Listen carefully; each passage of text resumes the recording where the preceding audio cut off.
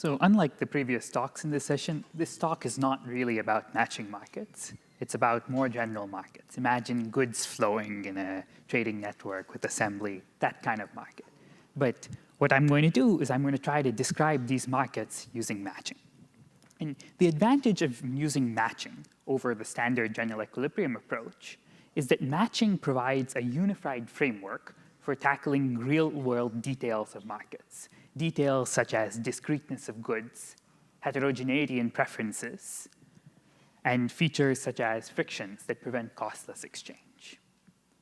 One problem with using matching to analyze real-world markets is that complementarities usually preclude the existence of stable outcomes in matching, and stable outcomes serve as equilibria.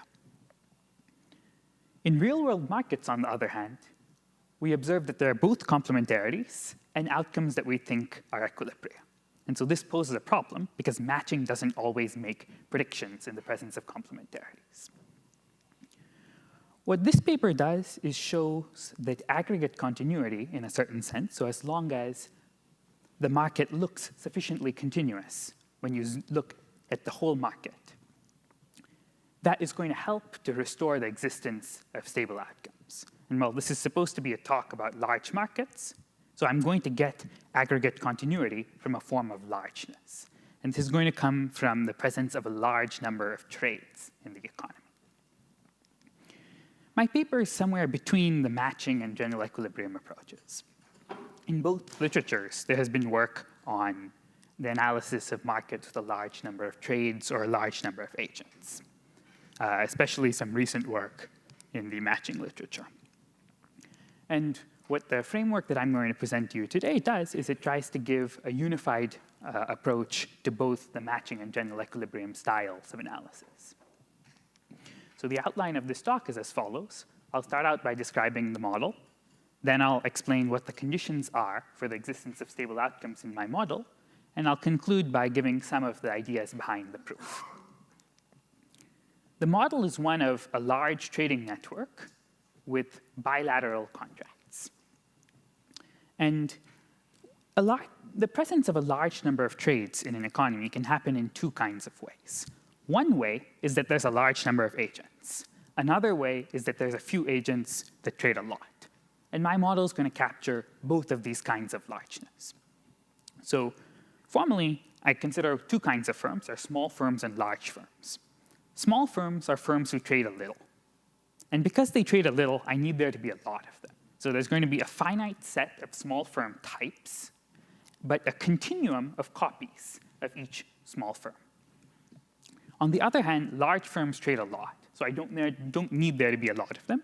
So in addition, there's a finite set of large firms. And I'll denote by F the set of all firm types, which is the union of the set of large firms and the set of small firm types. And exchange occurs in this economy through contracts. And so there's some finite set of contracts, and every contract is associated to a seller and a buyer. So think of it as an arrow that goes from the seller to the buyer. And the seller and the buyer are both types. They're members of F. And intuitively, contracts specify both what good or service is being traded, as well as the price at which it's being traded, and other terms of the exchange. Small firms, because they're trading very little, the discreteness of goods may be very relevant to them, and I will incorporate that feature into my model. So small firms are going to trade sets of contracts. On the other hand, large firms, because they're doing a lot of trade, may not really experience the indivisibilities as much. And so I'm going to abstract away from indivisibilities on the level of large firms. So large firms are going to trade masses of contracts. Interpret that as them trading continuously divisible goods. Now, I've told you what large firms do and what small firms do, but I also let them interact. And the way to illustrate their interaction, I'll give you an example. Sometimes I go to a supermarket and buy bananas. And bananas are discrete, and their discreteness is important to me. But it's not really important to the supermarket, because while I count bananas, they measure quantities of bananas in pounds. And the presence of a large number of consumers in the market means that a large number of bananas are traded. And so while the bananas are discrete to individual consumers, they are effectively continuously divisible. So you measure them, firms measure them in weight.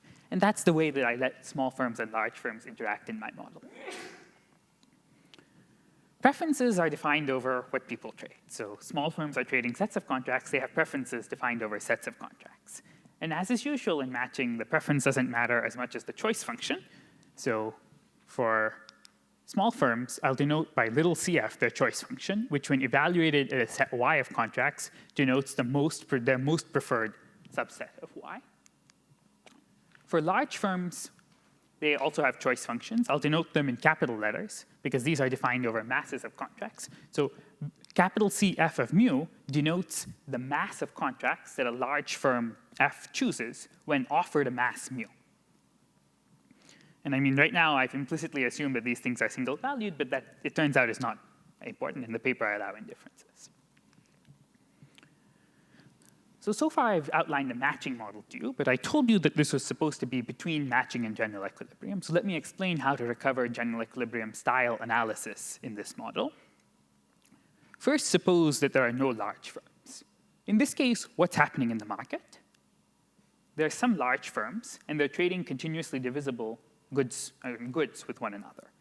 And when there are no frictions, that recovers classical general equilibrium theory, but with one caveat. I assumed that the set of contracts is finite. And contracts have to specify prices. So that means that I'm assuming that the set of possible prices is finite. So think about this as I'm requiring that prices be an integer number of cents. On the other hand, if there are no large firms, these are just small firms interacting, and they are trading indivisible goods with one another. And that recovers in the same way large market general equilibrium theory with indivisibilities. And again, I'm assuming that prices are discrete. And matching can also capture production, essentially because I don't require that consumption of goods be positive. And allowing an agent to sell a good without having to buy it can capture production in a reduced form, as has been noted in the literature. But keep in mind, I'm not doing general equilibrium theory. And the reason is because matching can also capture some frictions. So I want to explain to you now some of the kinds of frictions that can be captured in this model. So because agents have preferences over contracts and not goods, they can value transfers from different people differently. And that can incorporate frictions such as bargaining frictions and sales taxes. Also, I'm not requiring that prices can be arbitrary. So I can impose bounds on prices. That's because you can specify the set of contracts however you want. And that can capture features such as price regulation or non-transferability. And also, I'm not requiring that there's only one price that's specified. There could be multiple prices. So one example of when that can happen is, well, suppose that I'm a small firm, and I buy goods partially in cash and partially in trade credit. When there's the possibility that I might default, cash and trade credit are quite different things. And so contracts can keep track of the fact that these two units of transfer are quite different from one another. So I haven't told you yet what an equilibrium is in this model, so that's what I'm going to do now. I'm going to impose an exogenous upper bound, mx, on the trade of every contract x. And an outcome specifies two things. First, it specifies an aggregate trade, how much of each contract is traded in the whole economy, and that's a mass that's at most m. But that's not enough. I have to specify also which small firms are trading. And here's why I need to specify that. Imagine that Scott is buying shoes. And there's a continuum of copies of Scott. If half buy left shoes and the other half buy right shoes, this is very different from half getting a pair of shoes and the other half getting nothing. So the distribution of contracts among small firms allows us to distinguish between these two very different scenarios. The equilibrium concept is stability. It requires two conditions, individual rationality and unblockedness. Individual rationality just means that no firm wants to drop any of the contracts that are assigned to it. And stability, unblockedness, requires that no group of firms can profitably recontract among themselves, possibly while dropping some contracts. So the way I write this concept down is I say that a mass beta of contracts blocks an outcome if, well, I need to say that every firm wants to demand beta in addition to what they already have, possibly while dropping some of the contracts that they already sign. And for large firms, the way to say this is that they choose the full mass, mu plus beta. Mu is what they already have. Beta is the block of all the contracts that appear in beta. And for small firms, I require that the blocking mass can be divided among them so that all firms want all the contracts that they're assigned in the block. So at this point, I can tell you what the conditions are that I need to impose in order to ensure that stable outcomes exist. And it's not going to be automatic in my model, as has been noted by Azevedo and Hatfield. So let me just quickly recall an example which is adapted from their paper. Consider the following network. There's two producers, P and P prime, and one buyer, F. And P prime is large, while F and P are small. So there's a continuum of copies of each of P and F. There are these three contracts, and preferences are as follows. The producer P views contracts X and Y as perfect complements. F prefers Y prime over Y, but needs to buy X in order to buy either Y or Y prime. And P prime wants to sell as much of Y prime as possible. In this economy, there's no stable outcome. Here's why. Because of the preferences of P, the same amounts of X and Y have to be traded. And then because F needs X in order to buy either Y or Y prime, that means Y prime can't be traded. But if Y is traded, then F and P prime would prefer to drop Y and trade Y prime. And so Y cannot be traded in any stable outcome. But on the other hand, if Y is not traded, then X is not traded. And so no trade happens. And then P and F would like to trade X and Y. So there's also a block. And the problem in this example is that there's a lot of complementarities. There's complementarities in both directions.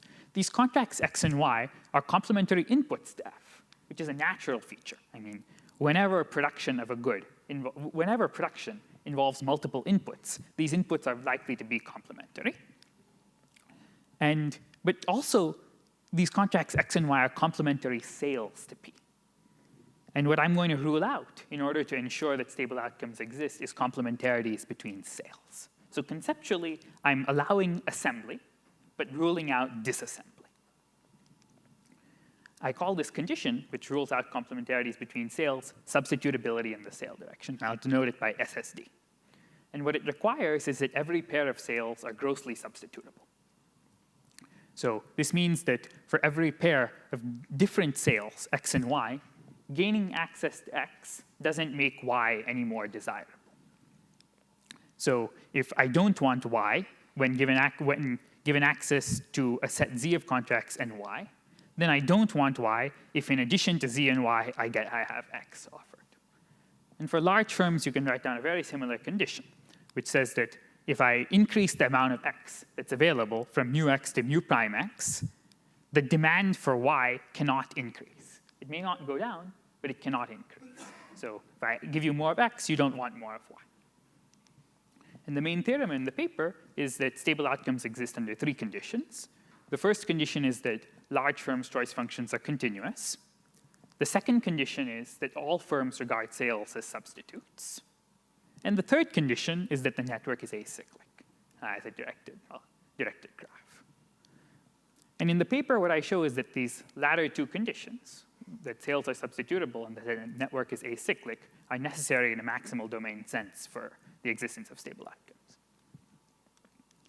So I want to conclude by giving some of the ideas behind the proof. And actually, in order to prove this theorem, I'm going to introduce some new kind of blocking conditions. Usually, when we think about blocks, we think about them as emerging at once. But what I want to do is I want to think about them as developing over time instead. And this idea was initially proposed in a recent paper by Fleiner et al., but my implementation is a bit different from theirs. So the basic concept is that of a proposal sequence. This is a sequence of pairs of a firm and a set of contracts. So imagine it this way. I propose a set of contracts. Peng sees these contracts and then proposes some contracts. Ben sees some proposals and then proposes some further contracts. And a block is going to evolve over time in this way, with only one person acting at each step. When does one of these things block? It blocks if two things happen. First, people who are proposing contracts should actually want to make those proposals. And the second condition is, by the end, someone should accept a proposal without having to propose something further. And I define two stability properties based on this notion of a blocking proposal sequence. One is sequential stability, which rules out the existence of a blocking proposal sequence in which one contract is proposed at each step. If you know what pairwise stability is, this is kind of a dynamic and network version of pairwise stability. The second stability property is seller-initiated stability. This requires that there's no blocking proposal sequence in which sellers propose. And that could be a natural condition in markets in which it's difficult for buyers to identify potential willing sellers, but easy for sellers to identify buyers. And the technical importance of these sequential blocking conditions comes from the following lemma. The lemma has two parts. The first part is that when sales are all substitutable, sequential stability implies seller-initiated stability. And I can give you the proof of this lemma, actually. Suppose that you have a seller-initiated block. Sellers might be proposing multiple contracts.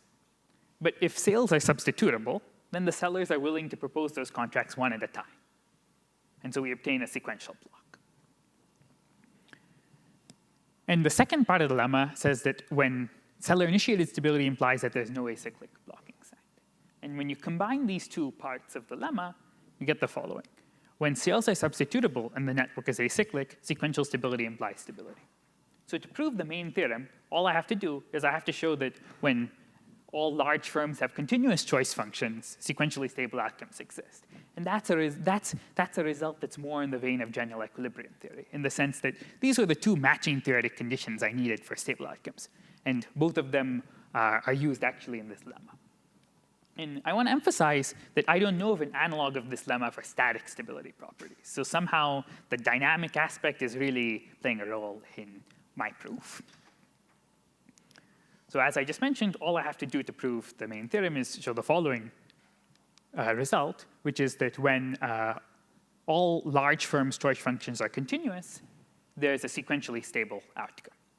And this implies two existence results, one of which I haven't told you about yet. So the first one is that when all sales are substitutable, seller-initiated stable outcomes exist. And when furthermore the network is acyclic, we also get that stable outcomes exist, as asserted in the main theorem. And the idea behind this, the proof of this theorem on existence of sequentially stable outcomes, is to use a kind of general equilibrium style proof. So define a continuous Gale-Shapley operator. I call it phi. Think about it as like a tautonomal correspondence, or what a Walrasian auctioneer is doing. And by Brouwer's fixed point theorem, I mean, this is a continuous function.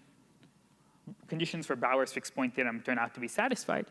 Brouwer's fixed point theorem guarantees it has a fixed point. And then one has to verify that this fixed point gives rise to a sequentially stable outcome. And that's kind of in the vein of general equilibrium theory. Usually fixed points give rise to competitive equilibria. In this case, they give rise to sequentially stable outcomes. So to conclude, what have I done? I've given you a model of matching in large markets, large trading networks, to be more precise. And it, in a certain sense, unifies matching and general equilibrium approaches to the analysis of markets, because it incorporates continuous divisibility as well as frictions. And we get existence results. So the first result was that stable outcomes exist even when inputs are complementary. And also, I introduced these sequential blocking conditions and gave some existence results that don't require any substitutability conditions. And there's two kinds of future directions I can imagine from this. Both of them are empirical, actually. The first one is, well, I defined these new stability properties. And one could investigate whether, in fact, real-world outcomes satisfy these stability properties. And the second one is kind of the reverse question. So let's assume that sequentially stable outcomes exist. Then we can do structural estimation, assuming that the outcome we observe in the real world is, in fact, sequentially stable. And I mean, the existence results in my paper ensure that this is a kind of sensible assumption, because at least we know we may not, maybe the real world outcomes are not sequentially stable, but at least we know that under some conditions, sequentially stable outcomes exist, and these conditions might be satisfied in the real world. And I want to thank all of you for listening.